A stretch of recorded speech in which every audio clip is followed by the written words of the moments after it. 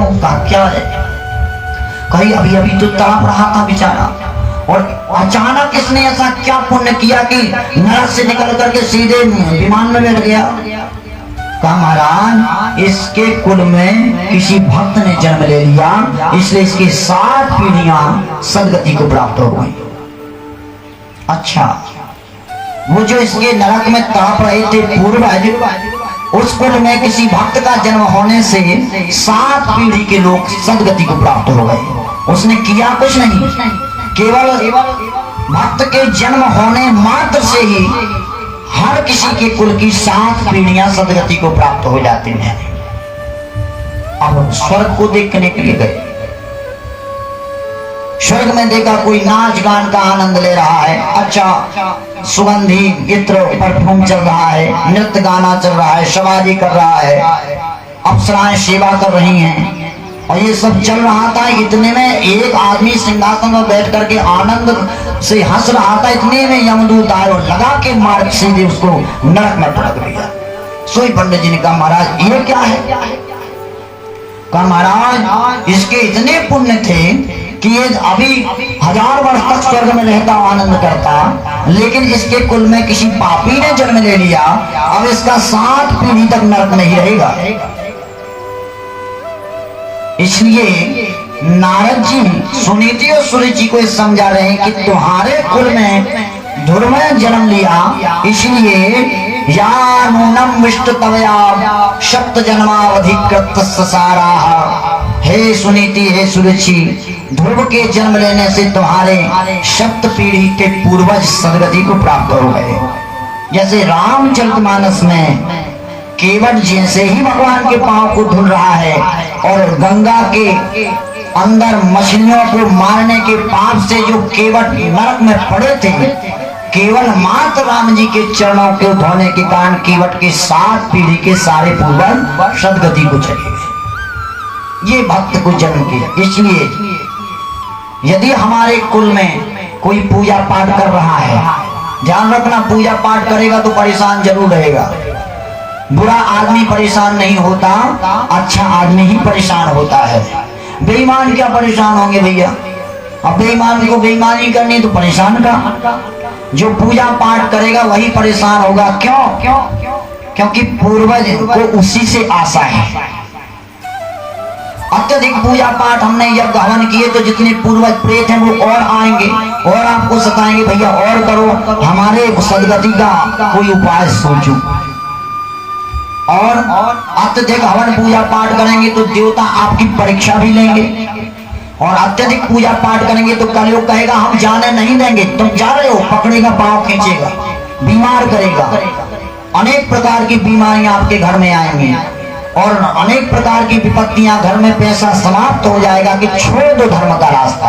और इतने पे भी नहीं छोड़ा, पास हो गए तो हो गए, जल्दी पास कोई होता नहीं। इसलिए आप सामान्य स्थिति में जो पूजा पाठ या धर्म के मार्ग पर चल रहा है वो ज्यादातर परेशान ही मिलेगा, और जो बेईमान कर रहा है सो तो आनंद ही आनंद। पचा पड़ा कि 20 साल फलाने का लड़का जिया, अटैक आ गया, उसे ऐसा ही होता है। और जो पूजा पाठ करता है लड़का बीमार जरूर रहेगा पर मरेगा नहीं, ज्योति जलती रहेगी पर बुझेगी नहीं, और खूब अच्छी अग्नि बढ़ी 2-4-10 साल तक खूब बारी आ गई, और इतने में तूफान आया, समाप्त हो गए, तिनके की तरह बिखर गए, बटोरने वाला भी कोई नहीं बचा। इसलिए धर्म करने पर यदि विपत्तियां आए तो घबराना नहीं चाहिए। धर्म में ही विपत्तियां आती हैं, और विपत्तियां सहते सहते यदि भगवान की भक्ति प्राप्त हो गई। कैसे माने आपकी बात को महाराज? भगवान जगन्नाथपुरी में माधवाचार्य जी निवास करते थे। माधवाचार्य जी को पेचस की बीमारी हो गई, दस्त लगने लगे, सो बेचारे जगन्नाथपुरी से चल करके समुद्र के किनारे बैठ गए। अब इतनी ज्यादा बीमारी हुई कि मूर्छित हो गए। अब भगवान बच्चे का रूप धारण करके माधवाचार्य जी के मलमूत्र को साफ कर रहे हैं। 2-4-10 दिन के बाद जब उनको अचेत अवस्था समाप्त हुई, जब सामने देखा कि जय जय खड़े हैं, कहा जय जय, कहा क्या है? कहा आप महाराज इतना हाथ कर दे तो पेचिश मिट जाता, अब ये मलमूत्र धोने की जरूरत क्या थी? अरे महाराज मेरे मलमूत्र धो करके हमें और आपने पापी बना दिया।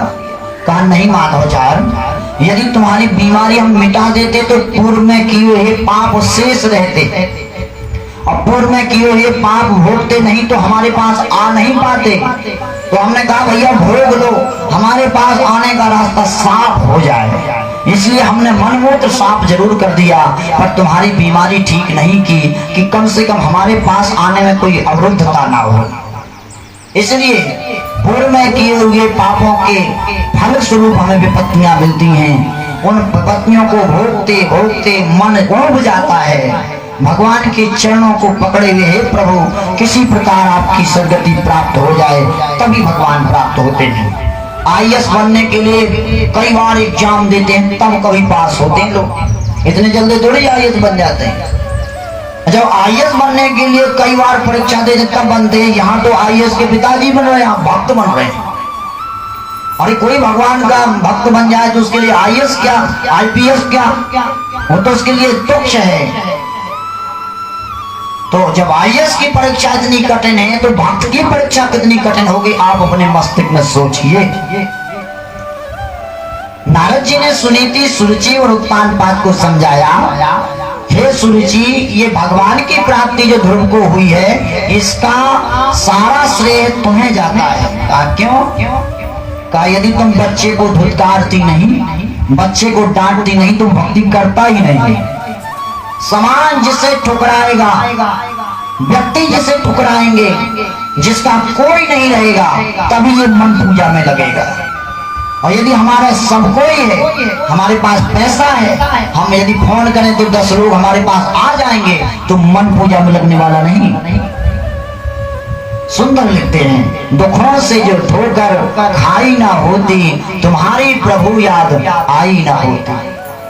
यदि जीवन में विपत्तियां नहीं आए तो परमात्मा याद आते ही नहीं, और विपत्तियां आती हैं। विवेकानंद जी ने कहा संघर्ष जीवन के फूल हैं, और जब तक जीवन में संघर्ष नहीं तब तक सुगंध नहीं आती। हर व्यक्ति के जीवन में संघर्ष होना चाहिए तभी सुगंध बनती है। और आप लोग सोने के बारे में ज्यादा जानते हैं, जितना सोना तपाइए उतना ही अच्छा हो रहा है, उतना ही प्योर बन जाता है, चमक मार देता है सोना। जितना आगे में रखो, और यदि उसे नहीं रखो मिट्टी में रख दो तो खराब हो जाएगा सोना। इसलिए आपको भगवान सोना बना रहे हैं। कैसा?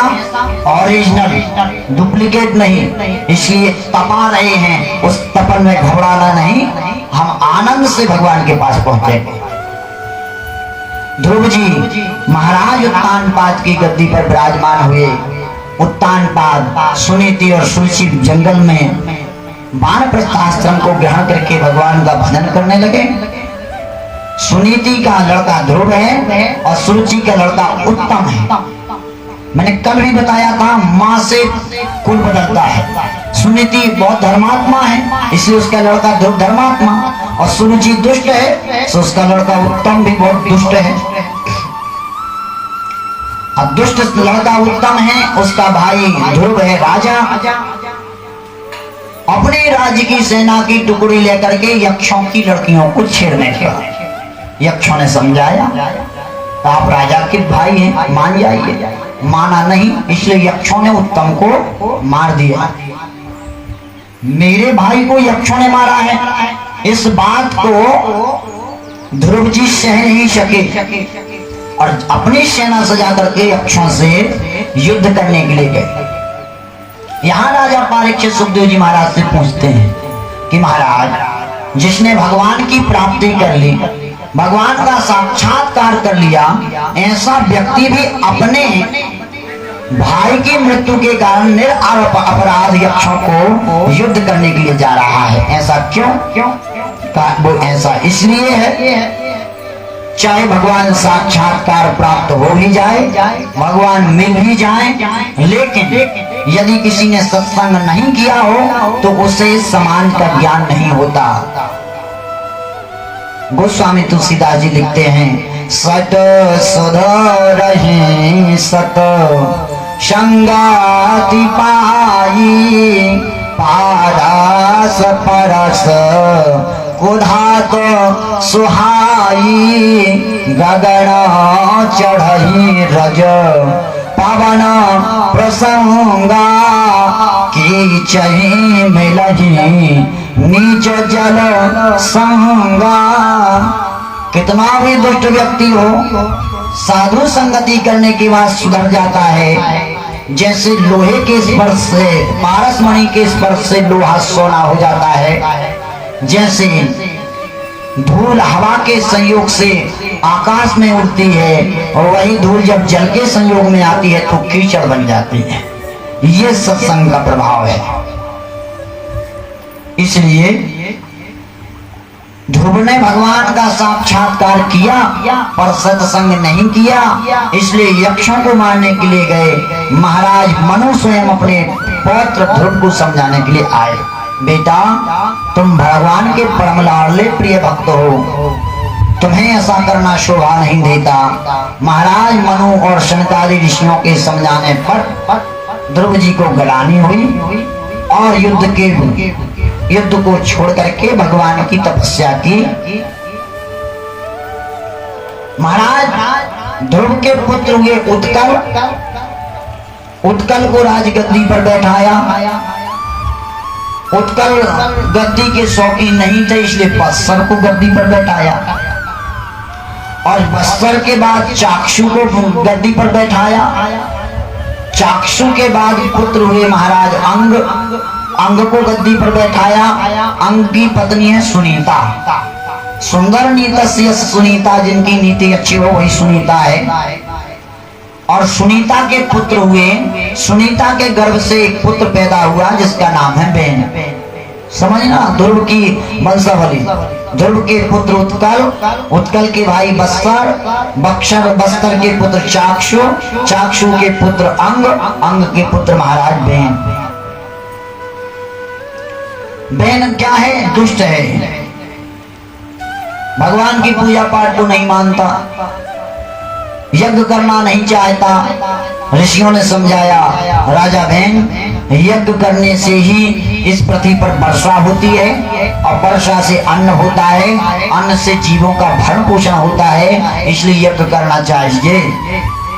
महाराज बेन ने कहा हम फालतू खर्च नहीं करेंगे, नहीं माना।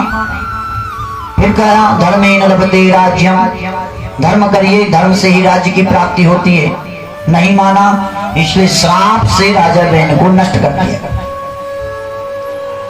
राजा बेन को नष्ट तो कर दिया पर गद्दी पर कौन बैठे, समस्या खड़ी हो गई। इसलिए राजा बेन के शरीर को मथा, और शरीर को मथा तो ब्राह्मणों से मुखमाशीत बाहु राजन्य, मुख से ब्राह्मण उत्पन्न हुए, बाहुओं से क्षत्रिय उत्पन्न हुए, जांघों से वैश्य उत्पन्न हुए, चरणों से शूद्र उत्पन्न हुए, और एक भुजा से अर्ची और एक भुजा से महाराज पृथु पैदा हुए। बोलो पृथु भगवान की जय। पृथु को राजगद्दी प्राप्त हुई। सारी प्रजा पृथु से कहने लगी, महाराज जितनी भी इस पृथ्वी पर बीज थे, औषधियां थी, सब लुप्त हो गई और ये सारी जमीन क्या है, बंजर हो गई। रो महाराज पृथु ने हल चला करके इस धरातल को सम किया, इसलिए इस धरातल का नाम पड़ा पृथ्वी। महाराज पृथु के द्वारा सम की हुई धरातल को ही पृथ्वी कहते हैं। महाराज पृथु ने आदेश किया, वसुधे त्वां मदस्यामि ममिक्षान् परांग मुखे, हे वसुधा, हे धरातल, हे पृथ्वी, मैं तेरा बंद कर दूंगा यदि तू अपने अंदर छुपे हुए बीजों को नहीं निकालेगा। धर्म को बछड़ा बनाया, पृथ्वी को गाय बना करके दोहन किया तो बीज निकले। वेद को बछड़ा बना करके दोहन किया तो वर्षाएं, ज्ञान इत्यादि की प्राप्ति हुई। महाराज पृथु के राज्य में सारी चीजें अच्छी हैं।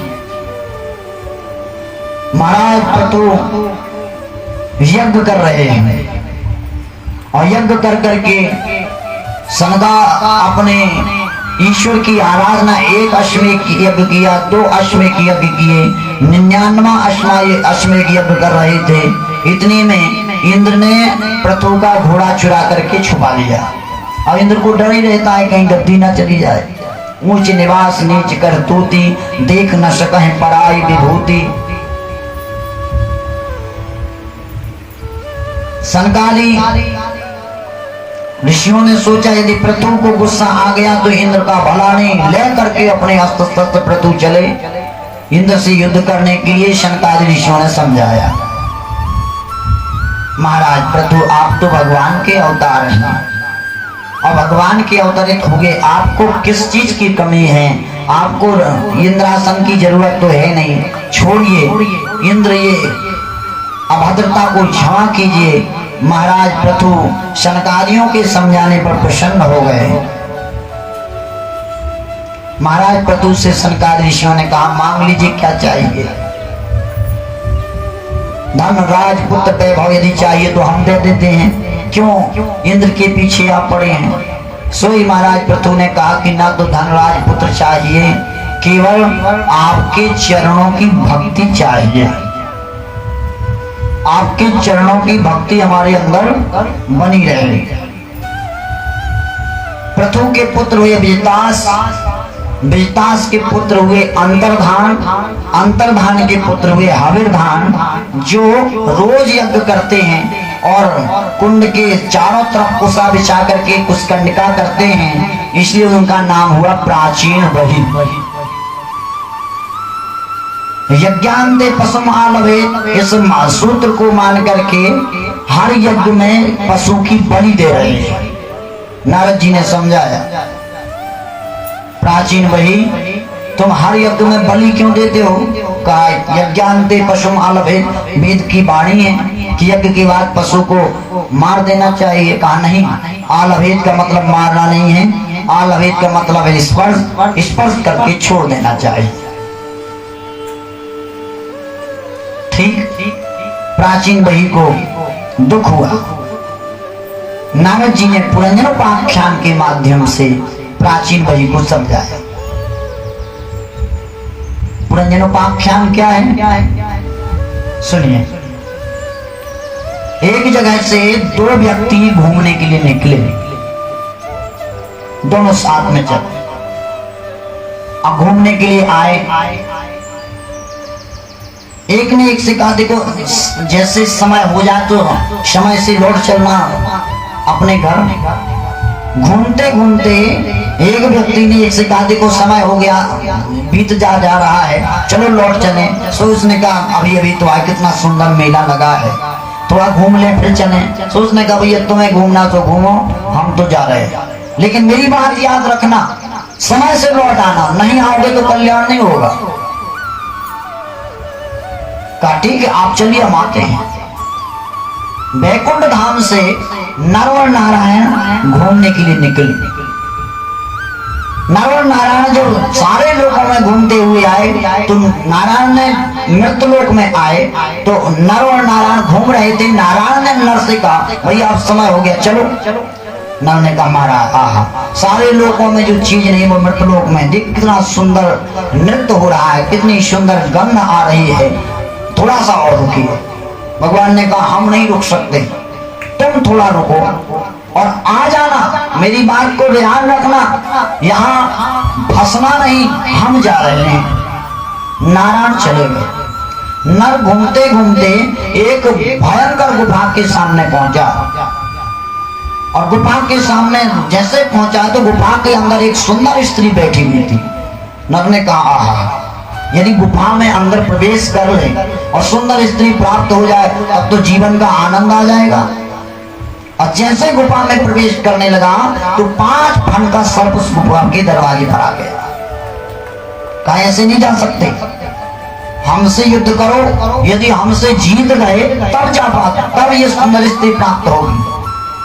सो नर ने खूब युद्ध किया 5 फन के सर्प से। युद्ध करते करते जीतने ही वाला था, इतने में भयंकर सेना पीछे से आ गई। एक सेनापति ने कहा रुको रुको, कहा क्या है? कहा हमारी बहन से शादी कर लो। सोई नर आहा, हम तो शादी के लिए घूम रहे थे, ये नहीं हुआ तो दूसरी से कर लेंगे। आज बताओ कौन सी तुम्हारी बहन है?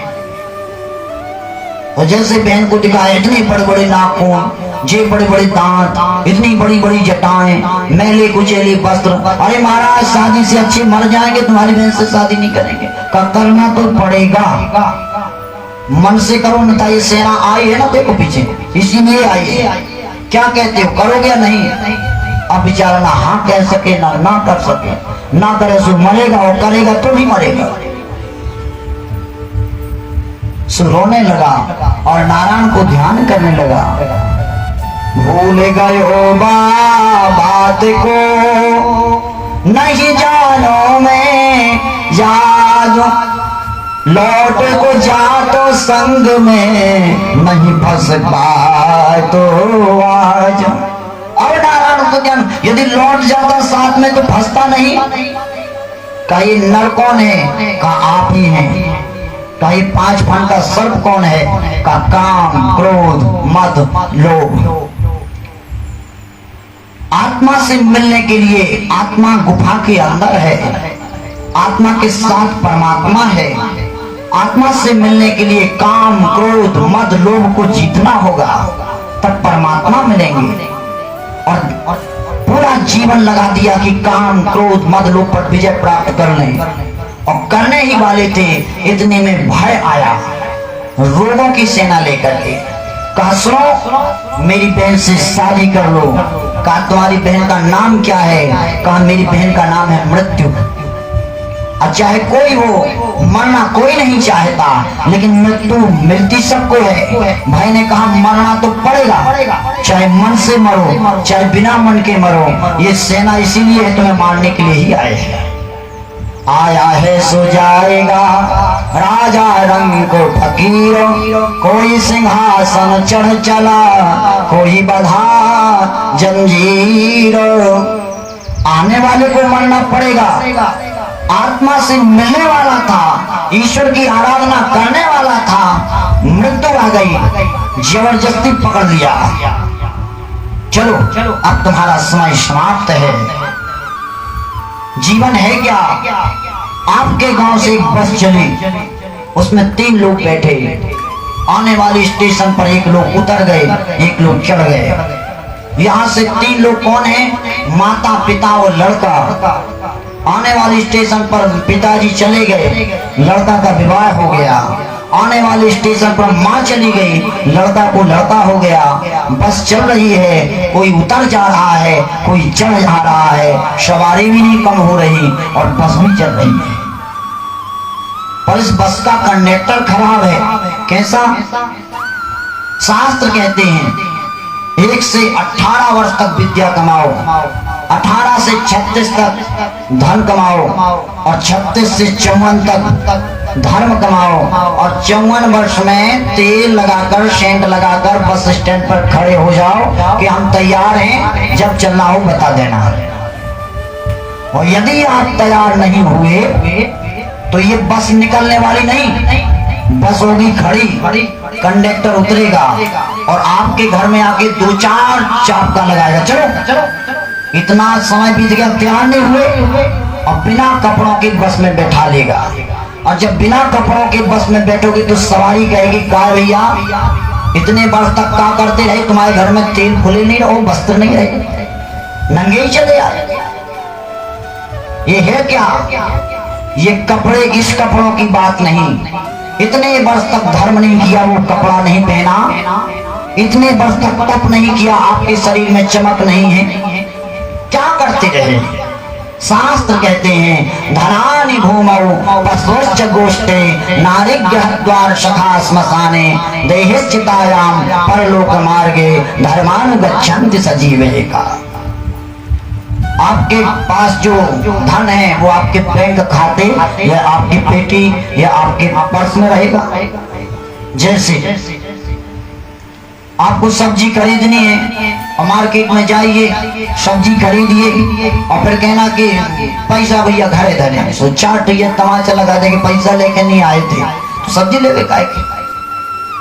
अर्थात यदि आपने अपने जीवन में धर्म को प्राप्त नहीं किया तो आपका धन आपके खाते, आपके पर्स तक सीमित है।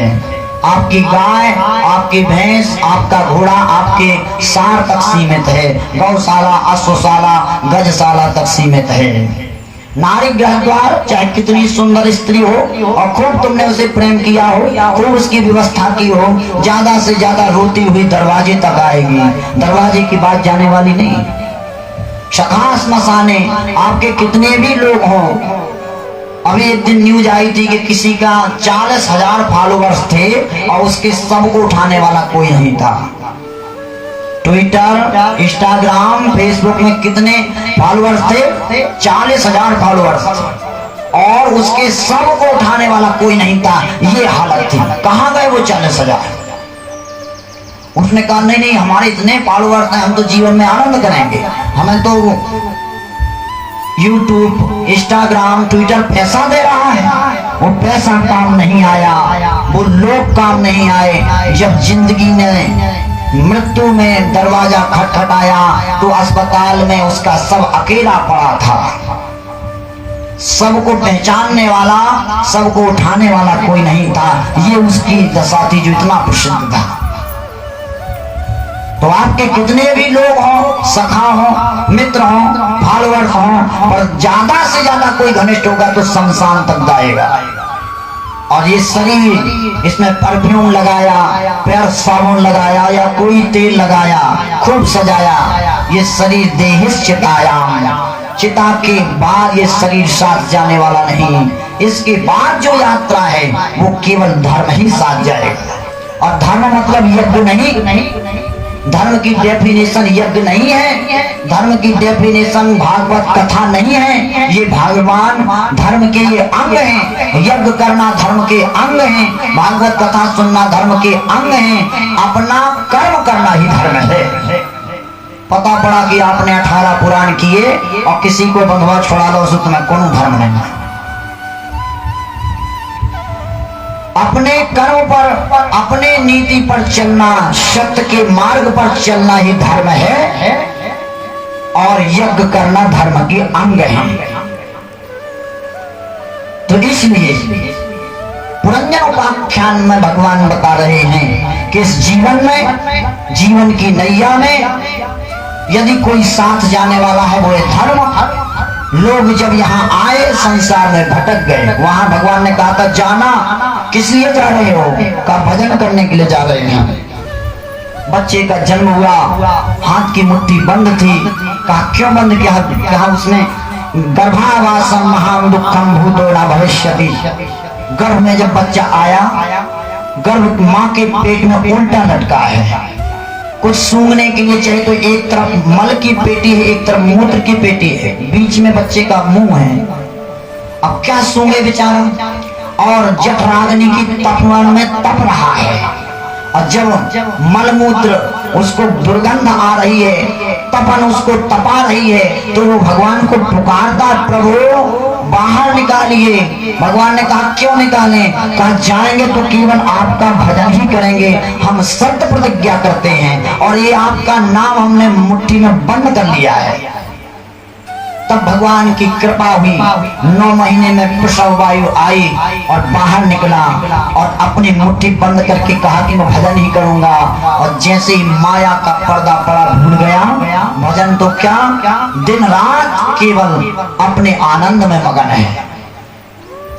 पुरंजन उपाख्यान के माध्यम से महर्षि नारद जी प्राचीन वही को समझा रहे हैं। प्राचीन वही पुरंजन और पुरंजनी जो राजा हैं, इनके ये पुरंजन उपाख्यान का सार यही है। वैसे 6 अध्यायों में पुरंजन उपाख्यान है, विस्तार से आपकी बताएं तो समझ में आने वाला नहीं। सार उसका यही है, क्या संसार में आए हैं, भगवान ने भेजा था भटकने में, घूमने में, भटकना नहीं, इस मृत्यु से डरना नहीं और सुंदर इच्छाओं को बस में रखना कि जो दिया उसी में संतुष्टि है, क्योंकि हमारा कुछ है ही नहीं। और भजन करना, यही पुरंजन उपाख्यान का सार है। प्राचीन वही से प्रचेता हुए, प्रचेता दक्ष प्रजापति के पुत्र हैं। यज्ञ करने के लिए गए। दक्ष प्रजापति ने प्रजेताओं से कहा, जाओ पढ़ लिख करके आना, ये राज्य आपको चलाना है। पढ़ने के लिए, तपस्या करने के लिए गए। नारद जी ने समझाया, क्यों पढ़ रहे हो? कहा, राज्य चलाने के लिए पढ़ रहे हैं। जैसे आज की विद्या किस लिए पढ़ी जा रही है? मात्र डिग्री और सर्विस प्राप्त करने के लिए। किसी पढ़े लिखे से यदि वास्तविक मूल ज्ञान पूछो तो उसे पता ही नहीं है।